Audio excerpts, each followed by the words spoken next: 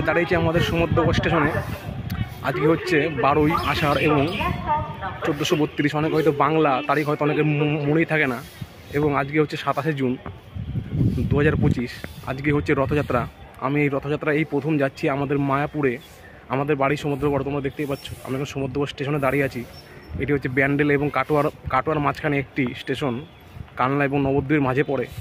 আজকে তোমাদের মায়াপুরের রথযাত্রা কেমনভাবে পালন করা হয় সেটি তোমাদের সাথে আমি শেয়ার করব। তাই তোমাদের সম্পূর্ণ ভিডিওটি দেখার অনুরোধ রইল এবং তোমাদের সাথে মায়াপুর মন্দিরে গিয়ে তোমাদের সাথে দেখা হবে।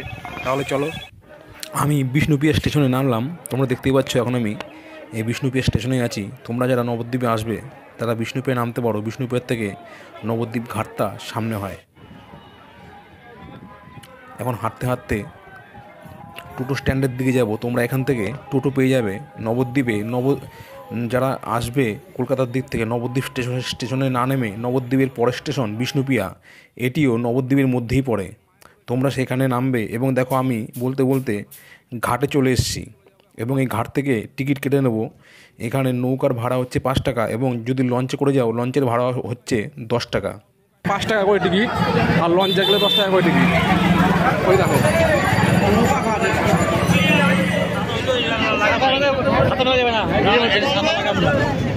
হ্যালো বন্ধুরা, আমরা এখন চলে এসেছি সেই মায়াপুরের জগন্নাথ মন্দির। এই দেখো লেখা আছে শ্রী জগন্নাথ বলদেব সুভদ্রা মন্দির। আর সামনে দেখো একটা আলপনা করা আছে। দেখো কত সুন্দর লাগছে দেখতে। দেখো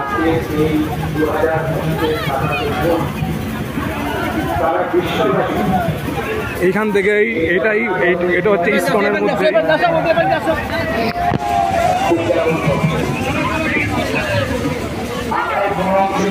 এটা হচ্ছে ইসকনের আন্ডারেই। এটা হচ্ছে রাজাপুরের শ্রীরাম যে মায়াপুরের যে মন্দিরটা আছে তার থেকে 4 থেকে 5 কিলোমিটার দূরে অবস্থিত এটা। এই দেখো এইখান থেকে এই রথ ইসকন মায়াপুরের মন্দিরে যাবে।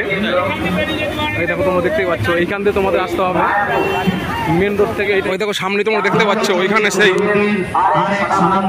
বলরাম সুভদ্রা এবং জগন্নাথের সেই রথগুলো রয়েছে পরপর সাজানো।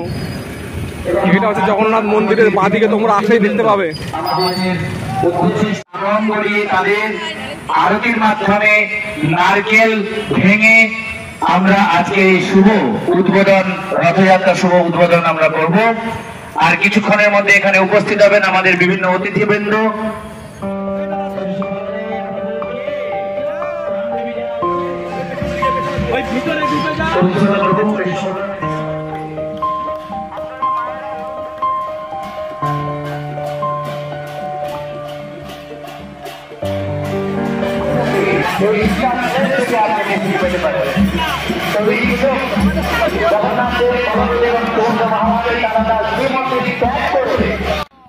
এখন ধীরে ধীরে জগন্নাথ মন্দির থেকে জগন্নাথ, সুভদ্রা এবং বলরামের যে মূর্তিগুলো আছে সেগুলিকে রথে স্থাপন করা হবে। এবং এখানে নিয়ম আছে যে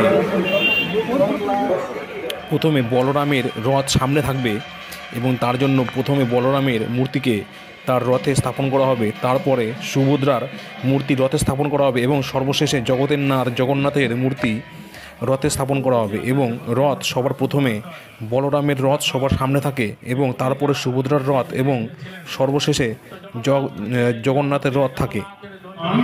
জগন্নাথ পুরীতে সন্ন্যাস গ্রহণ করেছিলেন তখন প্রতি বছরই এখান থেকে 300-400 ভক্তের একটা দল মিলা চলে যেতেন মহাপ্রভুর সাথে মিলিত হয়ে তারা জগন্নাথের রথযাত্রায় অংশগ্রহণ করতেন।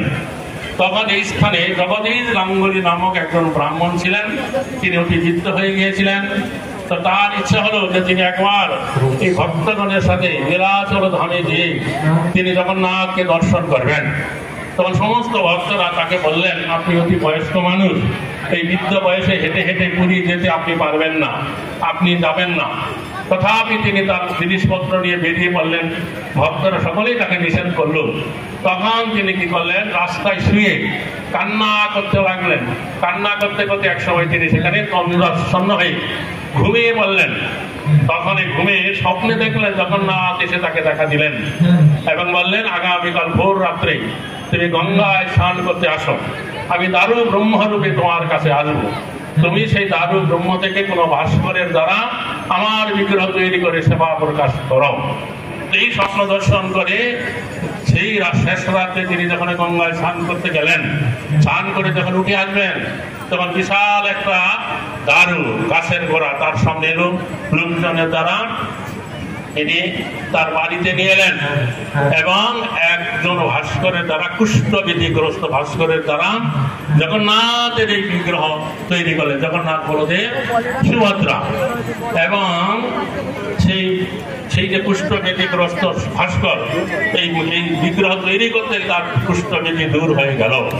তো সেই থেকে 400-450 বছর ধরে এই জগন্নাথ এখানে সেবিত হয়ে আসছিলেন। তারপরে 1979 সালে এখানে সেবক ছিলেন ফটিক চক্রবর্তী নামক একজন ব্রাহ্মণ। তিনি আর সেবা করতে পারছিলেন না, তখন তিনি ইস্কনকে এই জগন্নাথের সেবা পূজার দায়িত্ব অর্পণ করেন। তখন থেকে ইস্কন এই জগন্নাথের সেবা পূজা করে আসছে। এবং অনেক তোমরা প্রভুর মুখে শুনলে যে ইস্কনে কেন জগন্নাথের রথযাত্রা করা হয়, এবং এখানে দেখলাম যে আমাদের অভিনেত্রী রুক্মিণী মৈত্র এবং দেবশ্রী রায় এসছিলেন। তোমরা সামনেই তাকে দেখতে পেলে।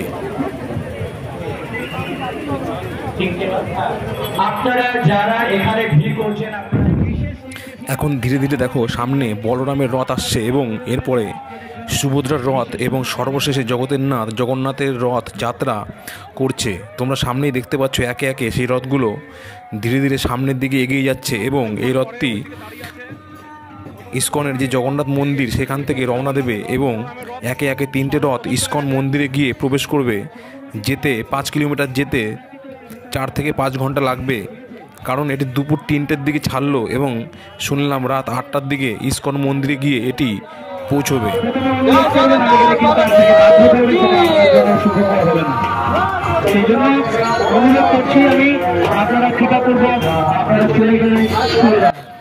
এখানে তোমরা দেখতেই পাচ্ছ যে কতটা ভিড় হয়েছে এবং আরও যত বিকেল গড়াবে ততই ভিড় অনেকটাই বাড়তে থাকবে।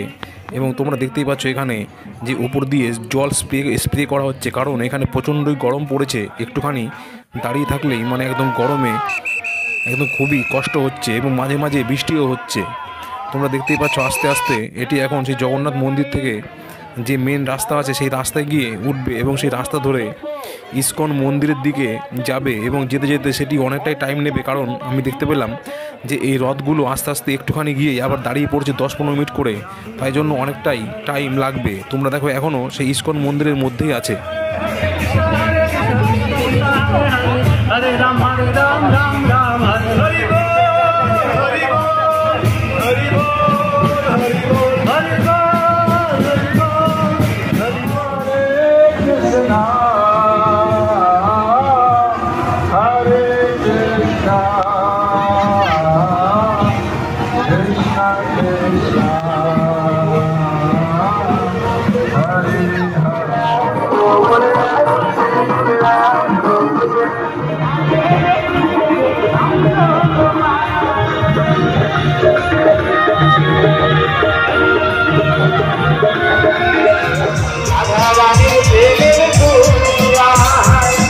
বৃন্দাবনে কে কে যাবি আয় আয় আয় কে কে যাবি আয় আয় আয় রাধা রানীর প্রেমের দুনিয়া রাধা রানীর প্রেমের দুনিয়া রাধা রানীর প্রেমের দুনিয়া। দেখো আমি এখন সেই ইস্কন মন্দিরের সামনে চলে এসেছি, কারণ রথ আসতে অনেক টাইম লাগবে, তাই আমি আর বেশিক্ষণ থাকবো না। আমি এখন চলে এসেছি মায়াপুর মন্দিরের মধ্যে। দেখো এই যে মায়াপুর মন্দিরের মধ্যে, আর এইদিকে 24 ঘন্টা দিন রাত হরিনাম সংকীর্তন হয়। তোমরা দেখতে পাচ্ছ এখনও হচ্ছে। 24 ঘন্টার মধ্যে একটুকু বাদ যায় না। অখণ্ড হরিনাম সংকীর্তন হয়। দেখো এখানটা সারা রাত দিন 24 ঘন্টা হয়। তোমরা দেখো এইখানে হচ্ছে, আর মাঝখানে দেখো কৃষ্ণের প্রতিমা আছে। দেখো আমি এখন আছি মায়াপুর মন্দিরের মধ্যে। এই গেট দিয়ে ঢুকলাম, মেন গেট দিয়ে ঢুকেই বাদিকে পড়বে সেই অখণ্ড হরিনাম সংকীর্তন সময়। আর এইখানেই সেই হচ্ছে বড় ইস্কনের মন্দিরটা হচ্ছে। এখনও এটা কমপ্লিট হয়নি, কবে কমপ্লিট হবে এখনও কিছু জানা যায়নি। আজকে হচ্ছে রথের দিন, তাই অনেকটাই ভিড়। দেখো এখন আমি আছি সেই মন্দিরের মধ্যে, ইস্কন মায়াপুর মন্দিরের মধ্যে। দেখো আমার পেছনে তোমরা দেখতে পাচ্ছ সেই বড় মন্দিরটা, এখনও এটা চালু হয়নি, কবে চালু হবে এখনও ঠিক নেই। এখনও যে আমার মনে হয় কাজ বাকি আছে, এখন অনেকটাই কাজ বাকি আছে। দেখো এখন আমি চলে এসেছি ইস্কন মন্দিরে পুরোপুরি ভেতরে। দেখো কত কত সুন্দর সুন্দর সাজিয়েছে রথযাত্রা উপলক্ষে। এখন আসে সেই যে মন্দিরের সন্ধ্যা আরতি হয় সেই মন্দিরের সামনে। এখন দেখো এদিকে আলপনা করা হয়েছে, দেখো এদিকে কত সুন্দর সাজিয়ে দেখো।